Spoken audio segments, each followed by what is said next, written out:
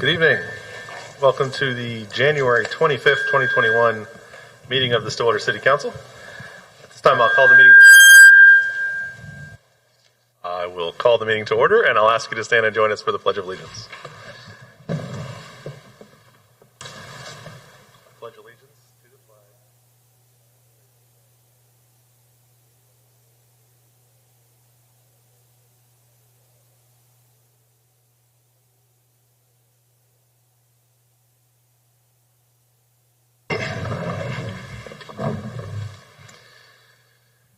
All right. On the consent docket tonight, we have one item, a memorandum of understanding with the Noble County Sheriff's Office. Councilors, questions, comments, or motion on the consent docket? Accept the consent docket. Second. We have a motion and a second to approve the consent docket. Teresa, please call the roll. Mayor Joyce, Yes. Vice Mayor Darlington, Yes. Councilor Zanotti, Yes. Councilor Wedlake, Yes. Councilor Jaloski. Yes. With a vote of 5-0, the consent docket is approved. I'll just note that the sound is better. Maybe. It is. Is it just me? Nope. Nice work. Thank you. All right. Item 4 is public comment on items not scheduled for public hearing. I don't think we have anybody signed up for that tonight. So we will go down to public hearings. The first item, item A, is public comment regarding a rezoning. We've received a request to have this item withdrawn from the applicant. So we will skip item A. Item B is received public comment regarding revisions to the City of Stillwater Flood Hazard Regulations 23-374A4, 23-374B1, and 23-374B4. This is CC-21-18. Kimberly, we have good notice on this. Zach Henson from the Water Department is going to give us a rundown. All right, good evening, Mayor. Good evening, council members. Zach Henson with the City Engineering Department. And tonight, we're going to talk about the text amendment that we're bringing up. And like you said, Chapter 23, Section 23-374, provisions for flood hazard reduction, 3 subsections, A4, B1, and B4, for the addition of required freeboard language for mechanical equipment. This came about through discussions with our community rating system specialist in preparation for the city's CRS 5-year cycle verification visit in 2021. CRS is a FEMA-based program that the city participates in. Participating communities receive credit for going above and beyond the minimum requirements of the National Flood Insurance Program, and they rank 10 classes in this system, starting at 10 being the lowest, 1 being the highest that you can attain. The City of Stillwater is currently a Class 7 community, which means that for residents that live within a special flood hazard area, they can receive a 15% discount on their flood insurance premiums. Individuals who live outside of the special flood hazard area can receive a 5% discount on flood hazard policies. The CRS program for 2021 they've issued a few new requirements. The one that specifically affects us tonight is a prerequisite to be able to attain a Class 8 rank. So again, within that ranking system, we are higher than that Class 8, but we have to meet those requirements. The proposed text amendment allows the city to meet those requirements for that Class 8 freeboard prerequisite, and we will have the opportunity to maintain or increase our ranking within that system. So when talking about freeboard, just to make sure that everybody's on the same page here, we're looking specifically at the 2 little red lines on the right side of this diagram. BFE stands for the base flood elevation. That is determined by FEMA. That is the elevation at which we can anticipate floodwaters to rise during the 1% annual chance storm event, formerly known as the 100-year event. And the red line on the top is the finished floor elevation in this particular diagram. The space in between those two is what we're referring to as freeboard. So our current ordinance states that we have to have a 12-inch freeboard between the BFE and the finished floor elevation. and that provides a little bit of a buffer in case we do have a storm event of that magnitude. It prevents water from entering the structure. The current text that we have does not contain language for, or specific, I apologize, freeboard language for mechanical equipment that goes along with any kind of residential or commercial structures. This includes anything with HVAC, electrical, any kind of duct work. We do require currently that it be elevated so as to prevent inundation by floodwaters, but we do not list a specific increment. We don't have 12 inches specifically cited within the ordinance. So this text amendment is needed to comply with this updated CRS requirement, and it will put that 12-inch requirement for mechanical equipment in with the finished floor elevation as well. And with that, open to answer any questions. Councilors, any questions for Zach? Very good explanation. Yes, I appreciate that. Thank you. Zach, I'd just ask real quick, is this, and this may be for you or somebody else, I'm not really sure. These would apply in specific areas, right? This part of this code would apply to houses built or buildings built in just in specific areas of town? Yes, this is for structures that will be built within mapped floodplain zones, and those maps are created by the current maps that we have are from 2007 from the FEMA flood insurance study that occurred at that time. And have we had input or discussions with any of our building trades folks about whether this Yes, sir. addition would change anything? Yes, sir. We opened comments with the Builder Relations Committee that we have, and we went to the Planning Commission as well. Good. Thank you. At this time, I will open the public hearing on this matter. I don't think we have anybody signed up to speak, so I'll go ahead and close it out as well. And Zach, if you could just give us your recommendation here, although I think we know what that is. Absolutely. The Planning Commission voted 3-0 to recommend the approval, and staff recommendation is approval as well so that we can maintain our standing within the CRS organization. Thank you very much. We appreciate it. Thank you. Anyone have an objection to jumping to item 8A and reading this ordinance? No. So we can get this one out of the way. I'm going to jump down to item 8A on the agenda at this point. This is ordinances on first read. This would be ordinance 3470, an ordinance amending the Stillwater City Code by amending Chapter 23, Land Development Code, Article 18, what is Roman numerals? Yeah. Article 18, Flood Hazard Regulations, to amend Section 23-374, Provisions for Flood Hazard Reduction. It's a good thing I watch the Super Bowl all the time. That's where I only get my... Sorry, that's an aside. Councilors, comments or questions or a motion on this ordinance? Motion to move ordinance 3470 to second reading.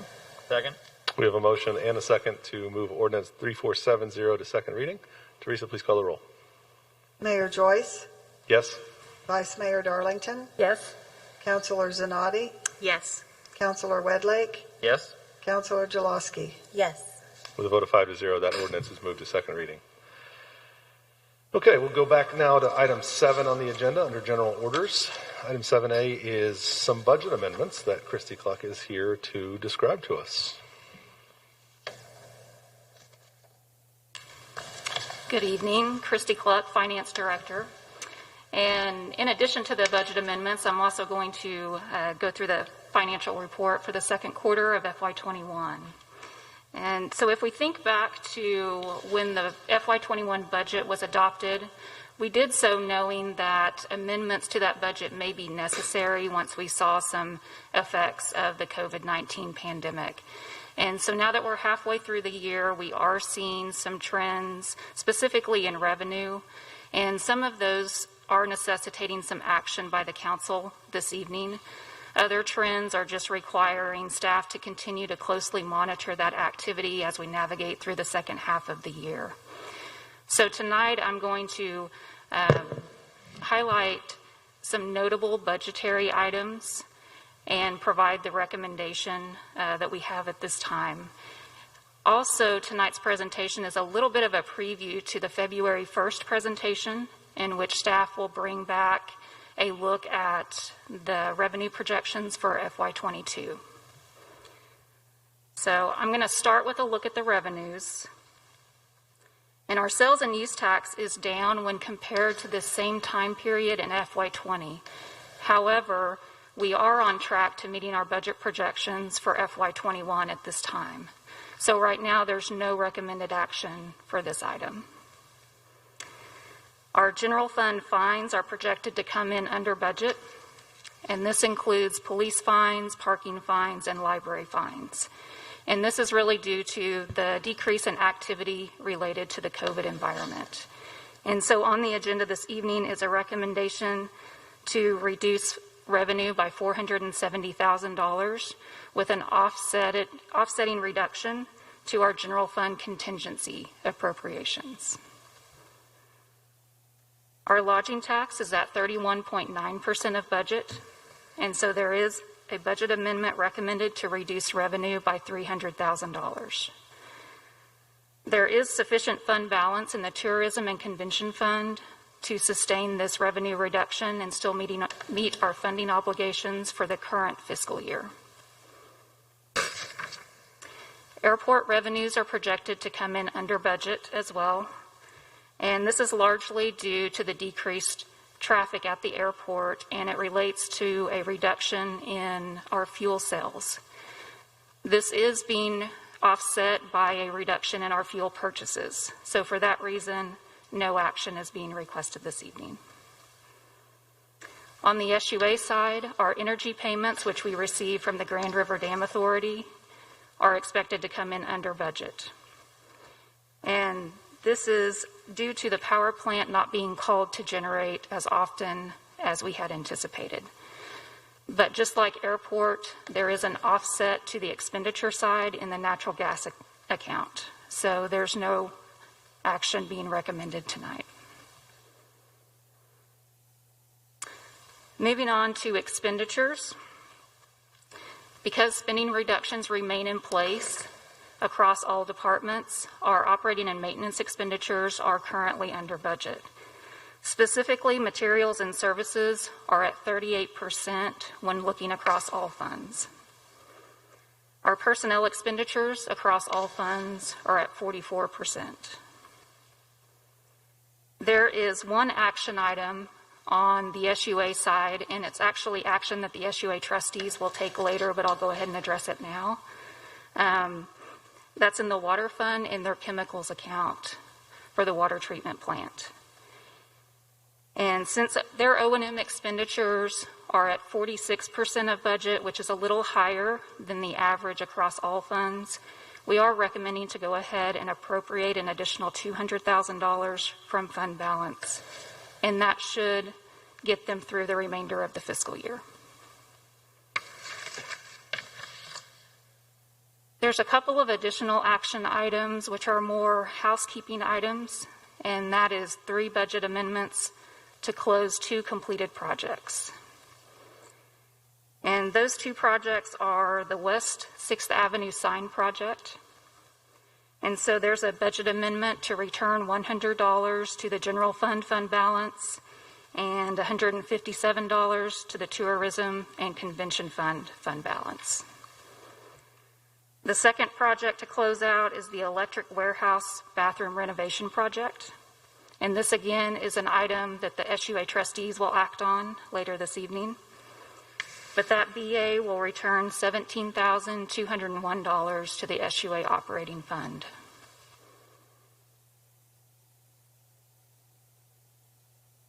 So just kind of in summary, since the pandemic began, the city has really overall fared well financially, but staff still continues to remain very cautious.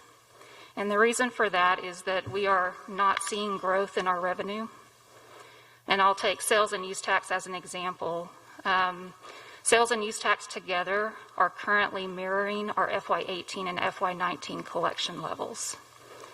Another reason for caution is, just as I've highlighted this evening, we are starting to see some declines in our revenue collection. And so as we continue in our preparation of the FY22 budget, and as we continue to kind of plan for our service delivery levels and capital improvement going forward, caution is with our financial resources is recommended at this time. I'd be happy to answer any questions you might have. Thank you, Christy. Councilors?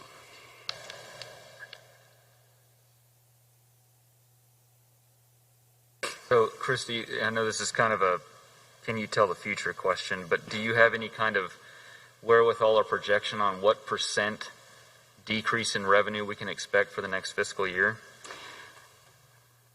Well, I don't want to spoil the February 1st meeting. Answer me next week. I'll answer you next week. I'm not quite prepared to answer that question, but that is coming next week. Okay. I think the only one that was is a little bit surprising to me is the SUA GRDA requests for, I've used way more power just plugging in my iPad and my phone and everything else. It doesn't make, I guess, unless you're talking about large office buildings that are closed across the city. Yeah, and the local market doesn't necessarily drive how often we generate power. Right. So I think it's kind of hard to imagine the bigger picture out there of what the usage is in the broader area. Mm-hmm. Yeah, that could be less related to overall usage and maybe just related more to the other generation sources working more, right? I think that plant is designed to run when the sun's not out and the wind's not blowing. So if it was sunnier and windier this year, then I don't know if Lauren's back there lurking. So. Hey, Lauren, yeah. Thank you, Christy. Yeah, that's a great point. So the Energy Center is really at the mercy of the SPP integrated marketplace. So, it's tough to predict when the wind's going to blow and the sun's going to shine and that. So that's really what dictates how we are dispatched daily and how we run in the real-time markets. So it's really kind of a tough budgetary item to do each year because we're literally at the mercy of the markets and the ebbs and flow with renewables and just there's a lot of variables in the market that tell us when we run. So we're starting to really get a better handle on it because now we have 3 or 4 years under our belt where we can use some better modeling to predict. But again, we don't want to predict too low because it could, we're at the mercy of things that are out of our control. So. Thank you.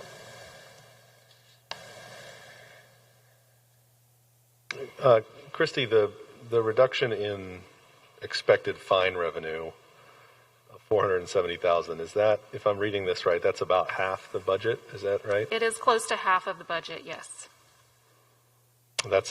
Well, I guess I just want to make the point because every once in a while I'm asked, certainly I think probably more so by students, how our tickets and our DUIs actually fund the whole police department, which clearly isn't the case because what we're talking about here is a $400,000 decrease in the fine revenue out of a total of $900,000, which I think, and Chief Watts is sitting back there, but I'm pretty sure we spent a little bit more than that on police in the town. Yeah, just a little. Yes, that is just a very, very, very small fraction of the police budget. Yeah. And that just comes out of, we're just pulling that out of contingency funding, right? That doesn't, losing that funding doesn't take away a service, doesn't hinder our ability to actually provide public safety. That is correct. Okay. Anything else, councilors? As usual, very clear and concise reports. For those of you who don't have the packet in front of you, go download it because the quarterly reports here are really well done and really helpful in understanding the financial health of the city. So go check them out if you're interested. All right, so you have a recommendation for us? The recommendation is to approve, and do you want me to read all of these?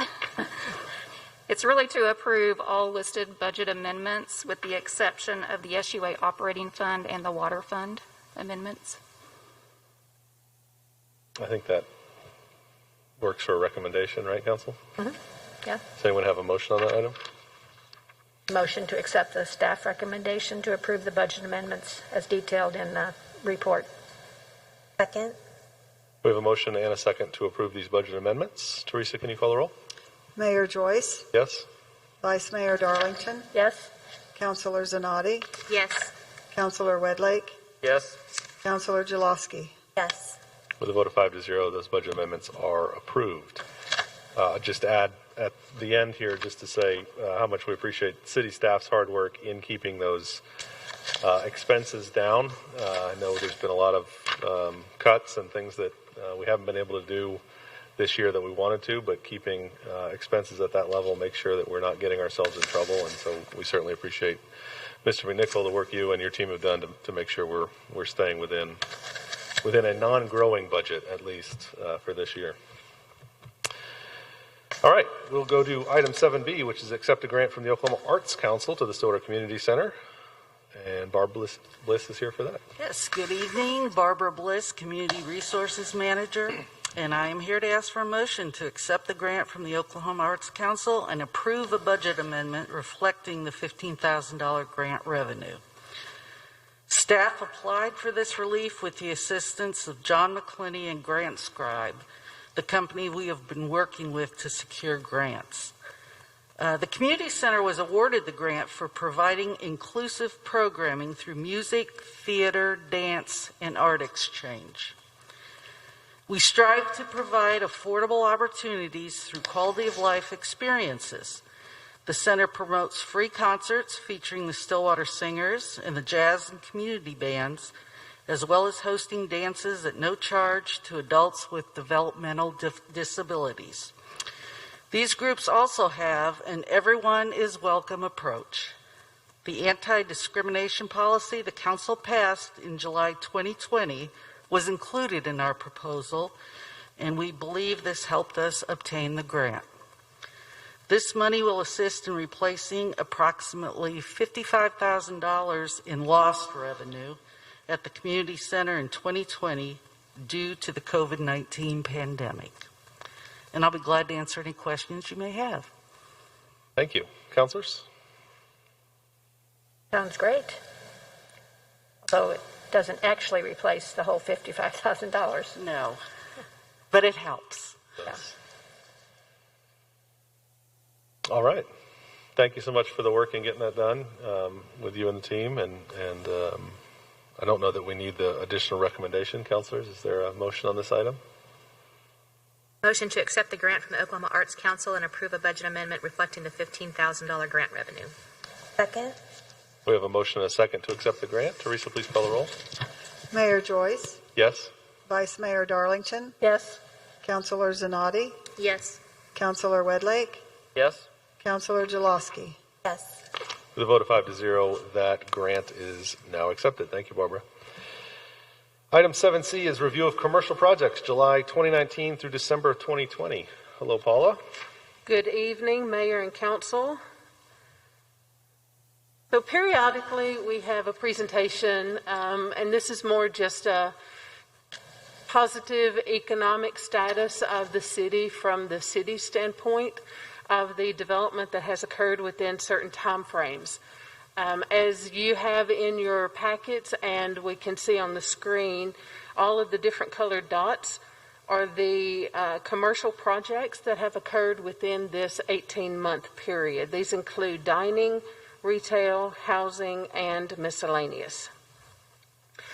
On the screen now and in your packets are just some of the logos from those dining, retail establishments that we have had either new come into town, expand, or make some major commercial alterations to their services or their buildings. And then we have the housing and the miscellaneous. There's a number of miscellaneous. These include anywhere from education to service to health or other activities that really don't fit into the dining, retail, or the housing categories. So in addition to this, adding them up, 16 dining, 10 retail, 3 housing, and 19 miscellaneous. When I took a look at this after staff had prepared it, I was a little amazed, especially, having come 10 months through a world pandemic, and we still have this level of activity. And if you noticed on the very first slide where everything was dotted up, It's not just in one location. It is across the entire community, which I believe that is one of the things that keeps Stillwater as strong as it is. In addition, we include the 1 and 2 family construction during the same time frame, and those are the other dots that are on the screen and in your packet. This is for a total of 151 total new construction starts for 1 or 2 family dwellings. So what does all of that mean in permits and valuation? We keep a running annual total of the permits for the residential and the commercial. So the residential permits, they're actually up in 2020 over 2018 and 2019, which is rather impressive to have those permits up. The commercial, however, is almost half of what we have seen in the recent past. And we do attribute that to the pandemic that we're in and the funding that is so hard to come by when many of the businesses are having to restrict their hours of operation, or even some of them, unfortunately, close their doors. However, on the valuation for the residential, we're still higher, and that is to be expected with the higher permits that we have issued. But surprisingly, the valuation for the commercial permits is just shy of 2017, 18, and 19 numbers. So even though there's so many fewer commercial permits, the value of those permits is higher than we have seen in the past. So that's a good position for the city to be in, and we just wanted to share this overall good news with the council and with the public. I'll be happy taking questions. Thank you, Paula. Councilors, questions? Paula, has the city staff heard any rumblings of any type of commercial with the 2021? I know we're just in the first month, but is there any rumblings that maybe there's some interest in getting back and... Their staff has been working, not just city staff, but Chamber of Commerce staff have been working with a number of interested parties on a variety, not just a single thing or two, but a variety of opportunities for Stillwater. And we keep crossing our fingers and toes and, eyes sometimes occasionally to see, please get them here. We're really needing that and looking forward to that shot in the arm so that we can get some jobs and activity and play and housing and so there's a lot of stuff out there, and it is a good solid variety that we're seeing, and we have on the burner. It's just a slow burn at the moment. Right. Thank you. Yeah, I think that's been my reading from a lot of these projects that we've been talking about for a while, that some of this activity has slowed down a little bit because of the pandemic, but there's a lot of them that are saying, well, we're just slowing down, we're still interested, we're still working towards it. So I think a lot of these we'll see pop back up here as soon as things settle down a little bit. Hopefully the more folks we get vaccinated, the more opportunity we'll see for this, because they are still out there. I know there's a lot of those conversations still happening. Yes, they are. I think my favorite part of this presentation is the logos, because there's just one marijuana leaf, which I assume just stands for all of them. It does, yes. We didn't want to have a whole couple of 3 or 4 slides. That's a good observation, yeah. Sorry, Councilor Woodlake. There are a number of marijuana places here in Stillwater. However, that has also slowed down the number of them that we're bringing to the council for approval. Yep, we'll certainly notice that. I think it's interesting. Like you pointed out that our commercial number of permits is down this year, but the valuation is just slightly below that. If you go back and look, 2016 was a really low year, but the valuation was huge. I think that was the big apartment complexes, right, were in that year? It was, and we were finishing up Stillwater Energy Center. Lauren can correct me if I'm wrong on that one. So that was a really high valuation just for a single permit, and that helped also. But yes, we had a number of extremely expensive activities during that time frame, although the permit numbers themselves were a little shy. Yeah, I think that's well, I don't know how much you can read into it, but certainly you're not seeing maybe as many smaller projects, but you are still seeing these kind of larger ones. And I think those smaller projects are the ones you would expect that would be curtailed more by the current situation, and those are the ones hopefully that will rebound the quickest when we get out of this. So it's good information to have. Okay, thank you very much. Anything further, councilors?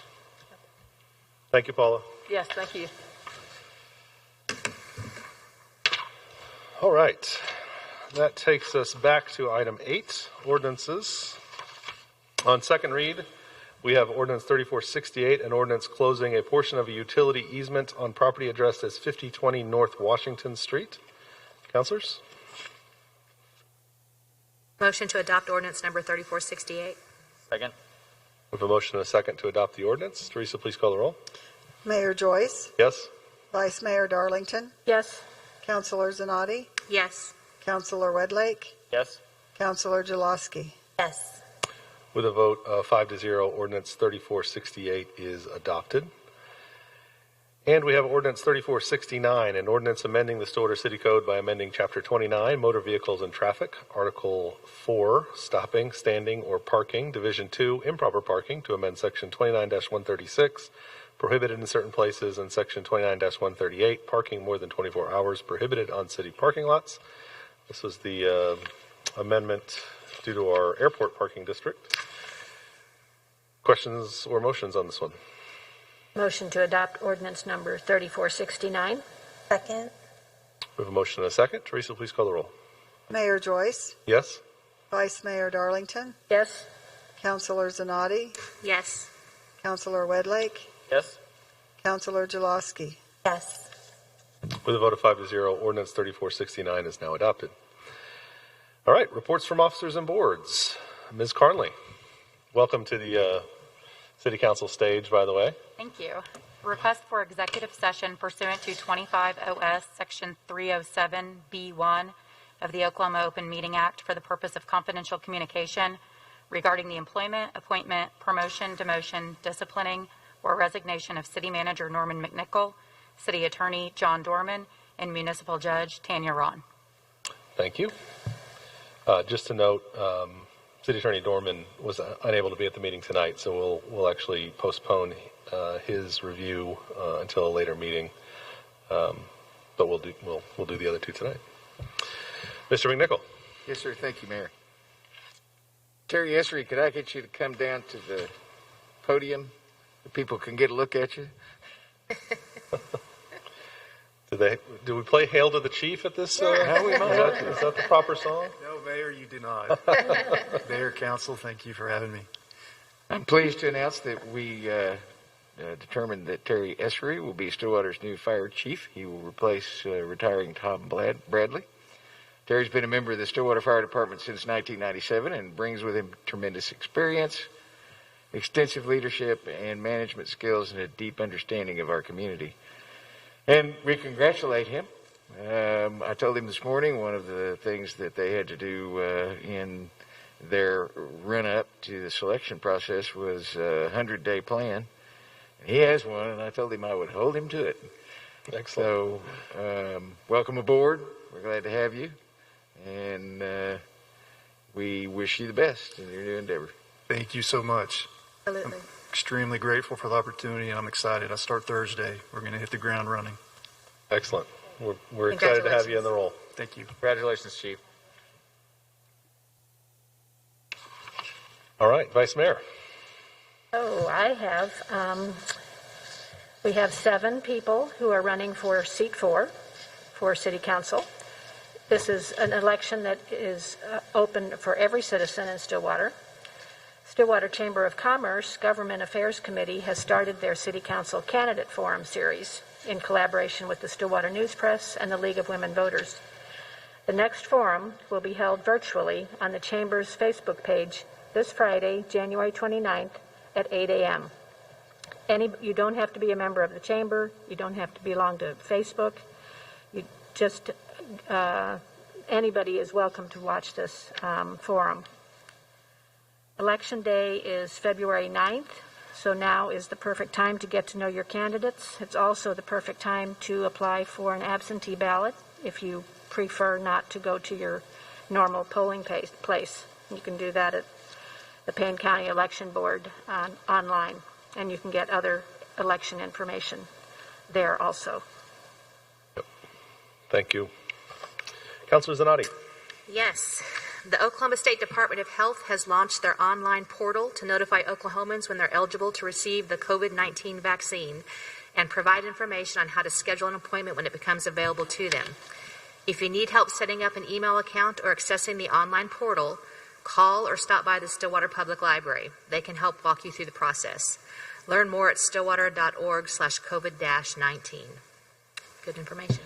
That's really good information. I talked to some folks from the library last week, and they said they have been assisting folks already. Good. And I know there's a number of people in our community that might not have internet access or may not have an email account or may have struggles with that system. And those folks at the library are ready and willing to help if you need it. So please, please, please take advantage of that so you can get that vaccine. Yep. Councilor Wedlake. Yes, sir. So I have information on one of the cheapest insurance policies I've ever seen. It's the beginning of the new year, which means that it's time to consider signing a rural fire service contract. Stillwater residents who live outside of city limits can sign a $100 contract to ensure emergency response fees will not exceed $2,000. All contract fees collected are used to purchase tools for rescue and other fire equipment. You can find applications at stillwater.org or call the fire department under the new leadership of one Chief Terry Essery. All right, thank you. Councilor Jaloski. Yes. Rain barrels are now on sale for pickup through the City of Stillwater. These barrels capture water from roofs for future use, which could save you money on your water bill while being environmentally friendly. Go to stillwater.org/news for details on how to order your barrel. These are, we have one at our house. They're really nice, like if you've got a spot that your hose doesn't reach to, that's maybe a spot to have to water your pots and things. It's a great chance to do something a little environmentally friendly. The ones that come from the city are really nice, simple. Yeah. Excellent. All right, thank you. At this time, I will recess the City Council meeting, and we will move over to SUA. I will go ahead and call the Stillwater Utilities Authority meeting for January 25th, 2021 to order. We don't have a consent docket on this agenda. That's a oddity. So we'll go straight to general orders. Item A is approve alloc. Okay, I'm going to start over. Item A is approve relocation of the electric service drop at the community center, authorize expenditures up to $45,000, and approve the budget amendments. Mr. Smith. Good evening, trustees. Lauren Smith, Electric Utility Director. Last week during the council meeting, you all approved modifications to the south entrance of the community center. In order for us to facilitate those modifications, we're going to need to make some modifications to our electric service drop into this building. And so we have estimated that cost to be about $45,000, and there's funds in the rate stabilization fund to complete that project. And so I have a motion here, but I'd be happy to answer any questions. Councilors, any questions? Trustees, any questions? What's your recommendation? Motion to approve the community center electric service drop relocation, authorizing expenditures up to $45,000, and approve the budget amendment appropriating expenditures from the electric rate stabilization fund. Thank you, Lauren. Second. Not actually authorized to make the motion, but you I can. will make a motion to approve the relocation of the electric service drop at the community center, authorize expenditures up to $45,000, and approve the budget amendment appropriating expenditures. Second. We have a motion, a couple of motions, and a couple of seconds at this point. Got it. Teresa, can you call the roll, please? Chair Joyce, Yes. Vice Chair Darlington, Yes. Trustee Zanotti, Yes. Trustee Wedlake, Yes. Trustee Jaloski. Yes. With a vote of 5-0, that item is approved. Item 3B is approved budget amendments recommended in the second quarter financial report. These were discussed earlier by Christy Cluck. Anyone have questions related to the specific SUA? Or is there a motion on these as discussed earlier? So moved. Second. If I need to say, are we doing both of them, or just the? I took that as a motion to approve the budget amendments applicable to the SUA from the earlier Yes. report. Okay. And then I have a second from the Vice Mayor. So I'll ask Teresa to call the roll. Chair Joyce, Yes? Vice Chair Darlington, Yes. Trustee Zanotti, Yes. Trustee Wedlake, Yes. Trustee Jaloski. Yes. With a vote of 5-0, those budget amendments are approved. That takes us to reports from officers and boards. Ms. Carnley? Nothing to report. Mr. McNichol? Water. I'm sorry. Can we do the water one? Oh, no. That was It part of goes the part last of it? episode. Okay. Yeah. All right. Good. Yep. Okay.